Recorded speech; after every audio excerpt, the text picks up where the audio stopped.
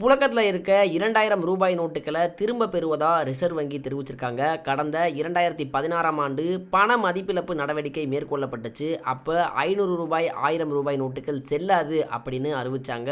அப்பொழுது தான் 2000 ரூபாய் நோட்டுகள் அறிமுகப்படுத்தப்பட்டுச்சு. இந்த நிலையில் 2000 ரூபாய் நோட்டுகளை புழக்கத்தில் இருந்து திரும்ப பெறப்படும் அப்படின்னு ரிசர்வ் வங்கி அறிவிச்சிருக்காங்க. இது எப்போ இருந்து பேங்க்ல கொடுத்து மாற்றிக்கலாம் அப்படின்னா, வருகிற 23ஆம் தேதியில இருந்து 2000 ரூபாய் நோட்டுகளை வங்கிகளில் கொடுத்து கணக்கில் வரவு வச்சுக்கலாம். தினமும் 20,000 ரூபாய் மதிப்புள்ள 2000 ரூபாய் நோட்டுகளை வங்கியில் மாற்றலாம் அப்படின்னு ரிசர்வ் வங்கி தெரிவிச்சிருக்காங்க. மேலும் 2000 ரூபாய் நோட்டுகளை வங்கியில் கொடுத்து மாற்றிக்கொள்ள செப்டம்பர் 30ஆம் தேதி கடைசி தினம் அப்படின்னு அறிவிச்சிருக்காங்க.